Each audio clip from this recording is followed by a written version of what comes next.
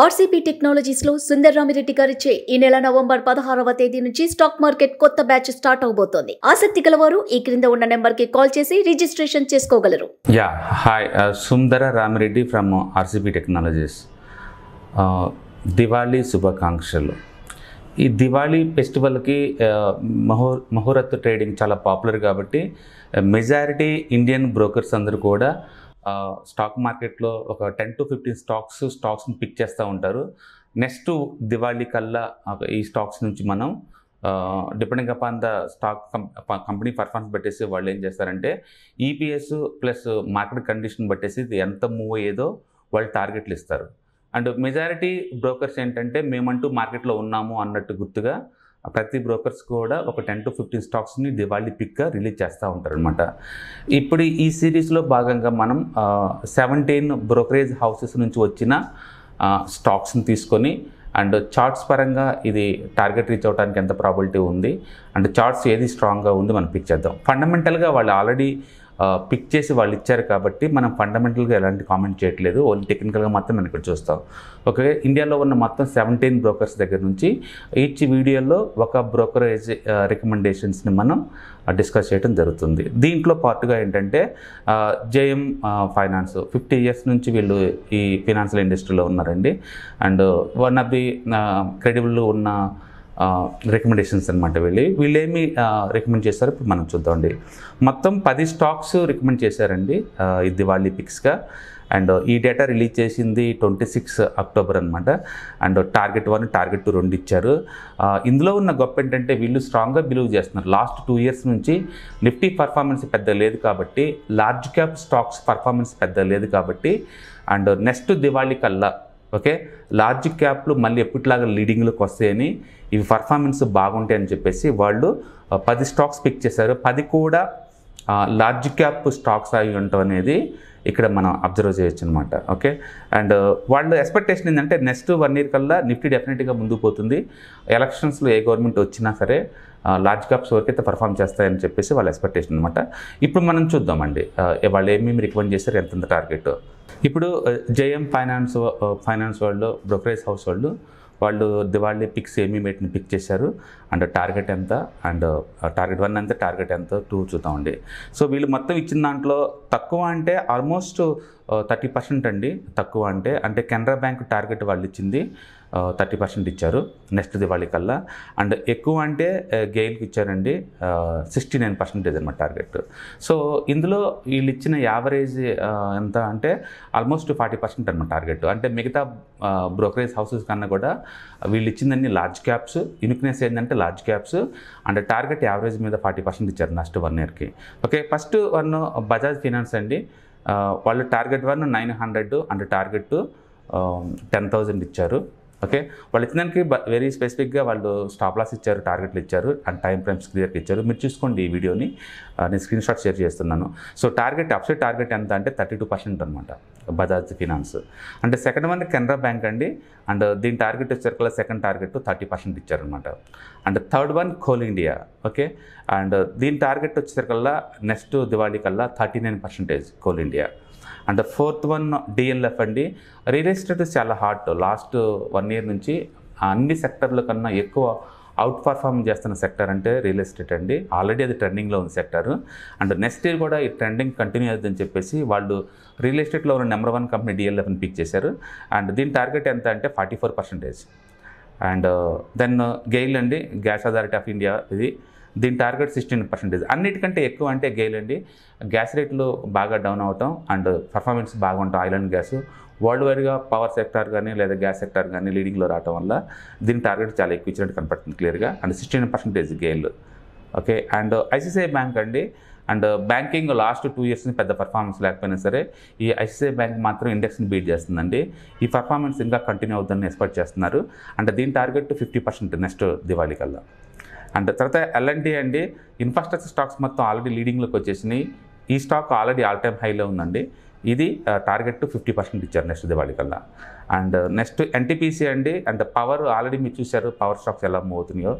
Last 1 year నుంచి సిపిఎస్సిలో ఉన్న stocks మొత్తం కూడా సూపర్ ర్యాలీలో ఉన్నాయి. ఈ ర్యాలీ కంటిన్యూ అవుతుందని చెప్పి వీళ్ళు ఎక్స్పెక్ట్ చేస్తున్నారు.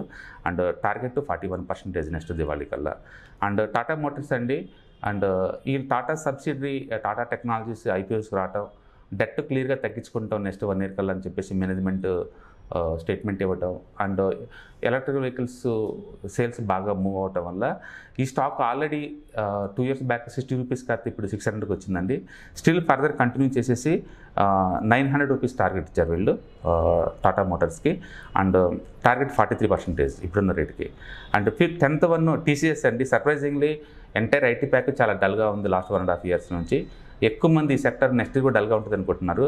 బట్ జేఎం ఫైనాన్స్లో మాత్రం టీసీఎస్ టార్గెట్ ఇచ్చింది 40% అండి. అంటే కరెంట్ ప్రైస్ దగ్గర నుంచి ఇది టార్గెట్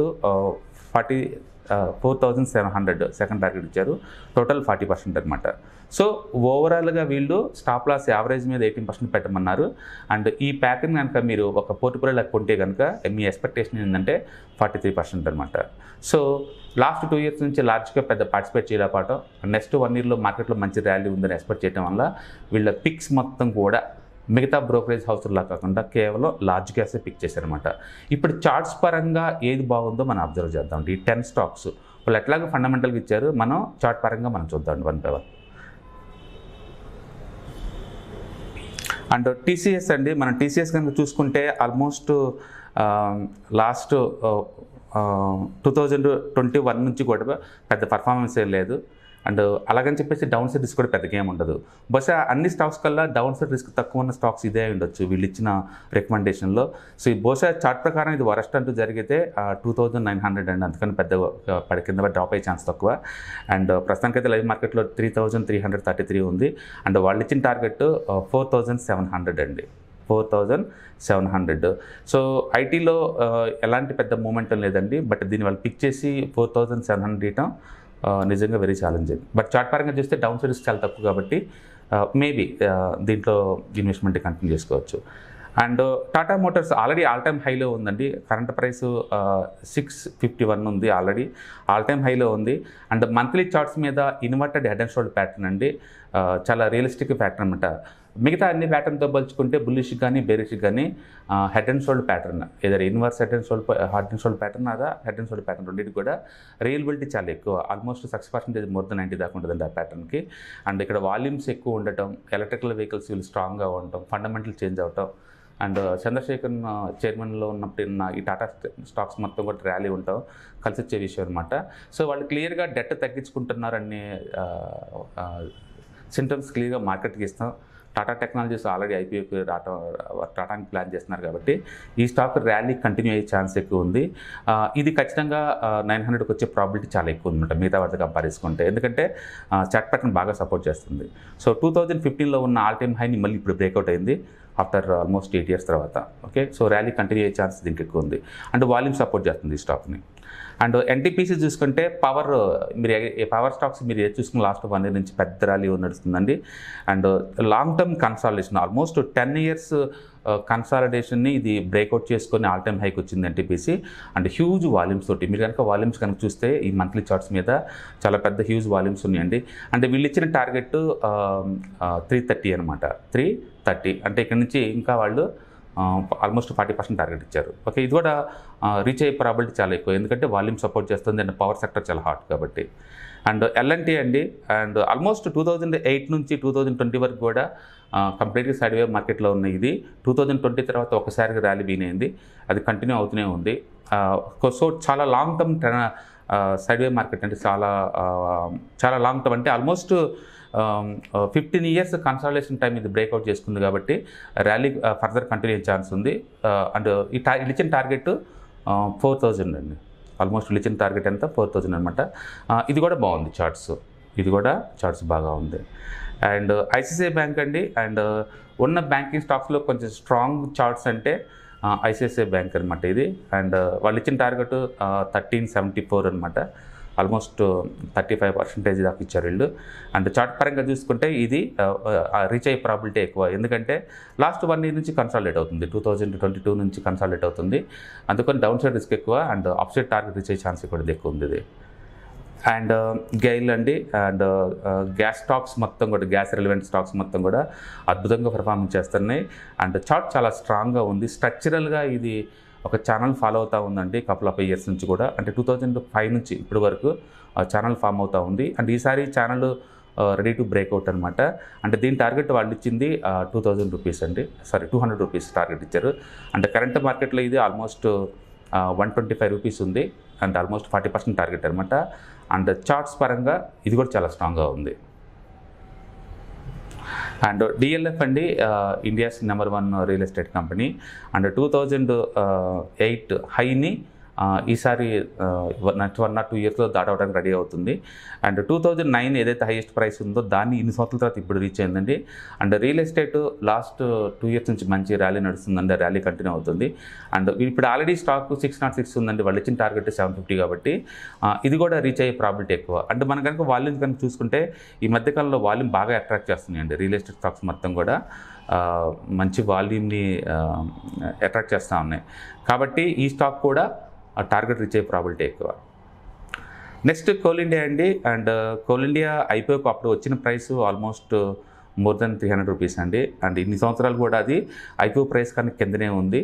అండ్ ఇప్పుడు రెడీ అవుతుందండి, మంచి ప్యాటర్న్. అండ్ ఇది ఆల్మోస్ట్